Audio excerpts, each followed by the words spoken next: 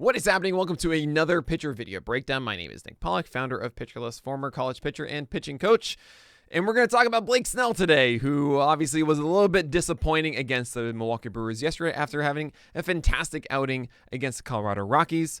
We're going to talk about what went wrong with him, his approach, and maybe there is something we can tweak moving forward. If you don't know Blake Snell, he throws 4 pitches, 4-seamer, changeup, curveball, and slider.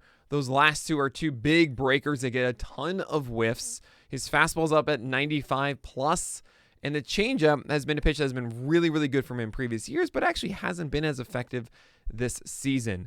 One of the major things we're going to look at in this is let's follow his command. Let's see his approach. Let's see if he's able to sequence effectively while trusting his pitches or not. And there may be something a little bit that's flawed with the mechanics that I could be absolutely crazy talking about that just isn't going to be fixed. But it does make me think that might be the root of what's going on with Blake Snell. So we're going to go to the second inning here. It's still a 0-0 game. He's going to be facing Avisail Garcia. It is not the 4th inning. The 4th inning is a very long one. He walks a lot of batters. He just doesn't quite have the command in that one. But I felt like this actually was a better expression of showcasing the battle that he's having through the entire game. So we're going to start here. It's, again, the second inning. Starts off with Avisail Garcia. And the very first pitch against Garcia is this big breaking ball. And it's such a good breaking ball that he doesn't actually throw it over the zone. It's just Garcia is showcasing, I'm looking for your fastball, and I want to crush it. That's all I want to do. He bounced it in the dirt, and he got a swing on an 0-0 pitch. I mean, that's just... You don't see that at all. And that's the kind of stuff that Snell brings to the table. It is fantastic break. I mean, I want to see one more time here. It starts this high up. Like this isn't low at the bottom of the zone. This is actually like middle and just goes away, incredibly quickly. So Garcia's upset. He's already behind the count 0-1. If I'm Snell, I'm not giving a fastball here. I'm throwing either another breaking ball or a changeup. But what do I know? It throws 95 and it beats Avisail Garcia. So Garcia showcases I want a fastball, swung through the first pitch, didn't get the fastball. There's a whiff. Now Snell gives him the pitch that he wanted in the first one, and Garcia can't handle it. If I'm Snell, I'm feeling super confident. Everything is great. My stuff is unhittable. And he's going to go back with another fastball and just beats Garcia. I mean, this is a pitch actually that doesn't normally get strike 3. It's away. It doesn't really have a ton of ride to it. This isn't something that starts like way in the zone and then goes out. We'll watch it one more time. I mean, this starts away and just stays away the entire way through. And Garcia is just too excited that it's a fastball and swings right through it. Oddly enough, this is actually close to the pitch that Garcia takes Snell deep on later in the game. Just something to know about how frenzied Garcia was for a fastball here. But I want to really focus on with this at bat is that this was 3 pitches. First one was a curveball way out of the zone. Second one was a kind of hittable fastball. And the third one was not exactly what Snell wanted. Yet he had 3 strikes here. He had 3 whiffs and it worked. But it's not really the methodical around the zone, forcing a guy to, he's either going to strike out by not swinging or he's going to strike out by swinging kind of approach. He got a little bit fortunate that Avisail Garcia was swinging out of his shoes, And also, I mean, he threw a very hittable fastball in that 0-1 pitch that Garcia should have probably hit, and he didn't. So Snell, to me, after seeing this, yes, it's a 3-pitch strikeout, and you could think, oh, he just overwhelmed him, clearly. He couldn't hit a single one of those. It's not quite the in-command, methodical starter that we like to see. So there he is at 96. That's down and away. Not a bad first pitch. He missed it a little bit. Generally, you're not going to see a batter swing at this one because it's, even if it lands on the corner at 96 here, that's just not the pitch they want to swing at. So this one, if you don't hit that corner, is going to be taken for a ball. And good job here by Hyura. Taking that for ball 1, sure. At 1-0, that's a changeup, and it's So that's really nice and really bad at the same time. It's bad because the umpire shouldn't really be calling this. This is pretty much the same exact pitch location as the first one. Maybe it's slightly closer and does maybe nip that corner just a little bit. But if I'm Hyura, I'm a little upset because that's a take, and you can see kind of his body language. He's a little perturbed that was called as a strike. But hey, good job for Snell. That's what he relies on, 1-0. He wants to get a strike on it, and he just barely gets there. I think it kind of displays how, I mean, normally you'd see this like in the zone, how close Snell was to that floor here at times. And when the seesaw tipped, instead of going closer into the zone and being, getting more strikes, he tipped the other way and he threw too many pitches out of the zone, right? Just watching this again, the movement on this is fantastic. I mean, that's a good break. It's coming into the zone and falls out of it. And he gets a lovely frame there and gets the call. So that's 1-1 now. Okay. 1-1 coming. There are a lot of options that Snell can do, right? It looks like they're setting it for a fastball up and in, which I really like, considering that he has 2 pitches down and away now. Also just went to the off speed. I think this really, really works if Snell can execute this. And, I mean, kind of. It works because it was a changeup in the same location that went away. Hyura doesn't know if he's going to stay off speed now. It's kind of like the hittable pitch we saw from to Garcia that also got the whiff. But I mean, you see this and you think, man, like Snell, like they can't hit your fastball. This is pretty fantastic. But the problem is he doesn't throw it always in the zone, and he doesn't allow, he doesn't allow the batter to beat him. And you'll see that he actually allows himself to get beat by his own accord. Okay, so now 1-2. He throws a fastball. This is a miss. In general, you're not going to see this because this pitch, or you're not going to see this as a whiff because this pitch isn't a strike away. Now, if this is over here and comes up a little bit over the plate, you might actually see a whiff here from Hyura, but he's thinking out of the hand that this is probably going to land away and less so of its being north-south. Where you can see the glove is actually supposed to be down. I kind of wonder if he had the glove over here, actually, you might get the whiff instead. But you just don't really know where Snell is going with his heater. So 2-2. We haven't seen a breaking ball yet, and you got to think now, Hyura, if he throws anything that starts in the middle of the zone here, is just completely dead to rights if that pitch falls down. Oh, beautiful. So it's down here. And ideally, I talk about this with breaking balls where you generally want it not necessarily landing here. You want it falling on the glove in the bottom, so that's like around here. But because of Snell's break rate, it's a really, really good breaker. It has so much depth to it. That this pitch, I mean, look at this. Coming out of the hand, it's not low. It's going through the zone completely. So much drop to it. And Hyura hasn't seen that pitch yet. Didn't know how much it would break. I mean, he's swinging and missing on that every time. Awesome pitch. All right, so Willy Adames is up now.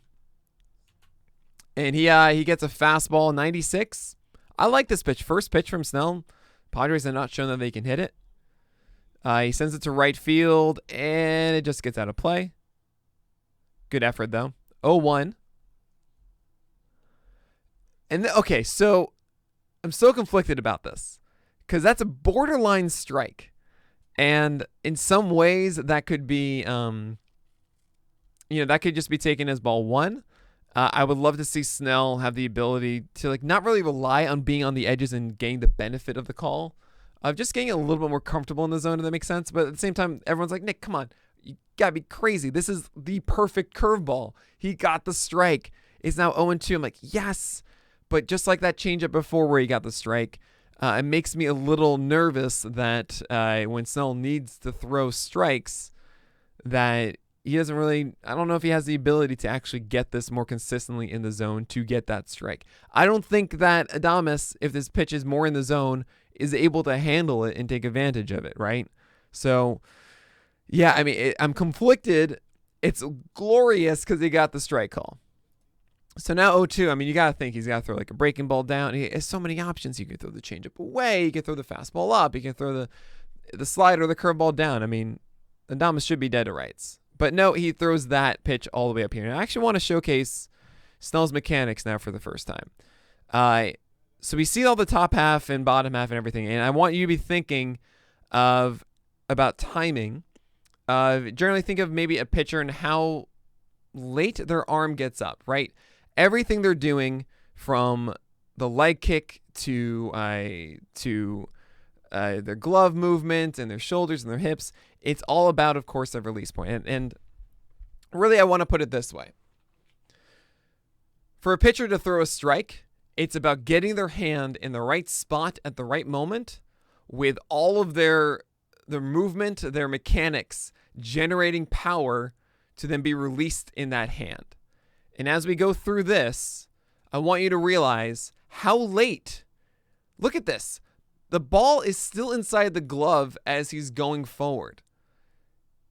Blake Snell is relying so much on that arm speed at the very end to catch up. And what happens here is that his arm is too far, is too late. He's opening up, his hips are turning, and his arm is still back here. So this means that it's soaring up and away. We wanted this to be later, more out in front when the power was ready to go into his hand.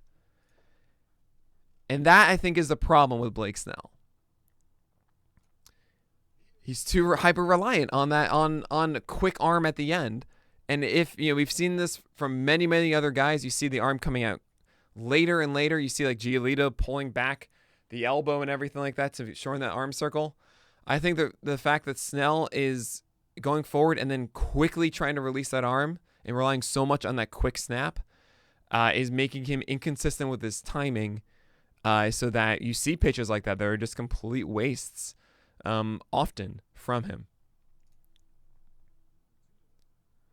Again, this is a situation where his arm is coming out too late, so that when he has that power, it's lagging behind and going up there.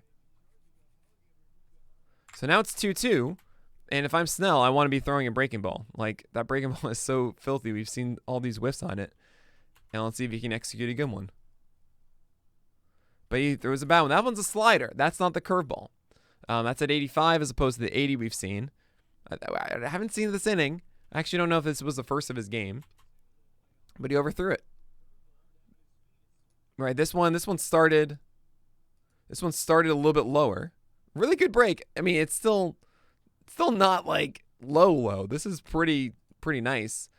Really good break to it, but it also is coming in too far inside. It's not as tempting to Adames, and not to mention he might have been sitting after 2 missed fastballs, thinking, okay, he's going to go to something that's not a fastball now. So at 3-2, if I'm Snell, honestly, I want to throw a fastball for a strike. I don't believe that Adames can hit it. I don't feel comfortable that he's going to necessarily swing or that I can throw the right breaking ball right now. I'm hoping to throw a heater here. Oh, and he does go for the curveball, which I kind of like the brass to do it. But this is the problem from before. Like, he's missing the zone. I mean, he got it before down here. Barely in the zone. He's bounced some, and he can't get the timing quite right. All he needs to do is just get this anywhere in the strike zone. And he pretty much has Adames. Like, look how committed he is. Nope. Foot comes down way early with Adames. Look at this. It's already down. He's expecting a heater. And nope. He just gets lucky that it doesn't come down far enough. There you go. So, okay, fine. So here comes Pina. And he sees a first pitch breaking ball that that's not good enough for him.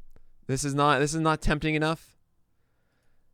It comes out of the hand, is already aggressively moving down. It's just not the most tempting breaking ball, and Pina is smart, not really being like Avisail Garcia and swinging out of his shoes. You can see he actually kind of did want to be, he was looking for a heater, and he's able to recognize that quick enough. Not the best breaking ball. There are too many elements of it that were indicating it would be a ball. So fine, at 1-0, after bouncing a breaking ball and missing the one up, Pina is likely still looking for that fastball. We'll see what he gets. Nope, that's a fastball way outside. So once again, I mean, also I will say it's also This is the first time that Snell is pitching from the stretch in the game, and sometimes there is timing issues that need to be worked out through the game. It's something we see constantly is the first guy gets on base, follows with the pitcher having some command issues right away. So clearly there's something going on here. 2-0. Wasn't able to throw the curveball for a strike against Adames. Wasn't able to throw a good one first pitch here against Pina. Maybe it's a changeup. Does he have faith in that? Or is he going to go with a heater? Pina is obviously 2-0. Is like, all right, I'm looking for one pitch, one spot. That's a fastball right down the middle. And what does he get? Gets a glorious changeup. My God. That's the brass on this. Oh, man. Yeah, the guts of Snell to throw that is really, really nice. And Pina is, he was setting for that heater. And that starts right down the middle. I mean, this is coming like right here. And then it stays away. It's going to curl back down here. Awesome pitch there from Snell. Now, again, this would have worked inside the zone. And if Pina was being patient, 2-0, you just walk the previous batter. Sometimes you might see guys being disciplined about that. This would be 3-0, and that's something to be said. Maybe, Snell would have gotten the same result if this was a little bit higher and landed in the zone. But, I mean, that's fantastic. That's really, really great. 2-1. Is Snell going to go back to the heater? Is he going to go to a secondary pitch now? He probably doesn't want to walk. And after throwing the changeup, you got to imagine, Snell will go back with a heater. Pina's still waiting for it. Let's see what we get. Oh, no.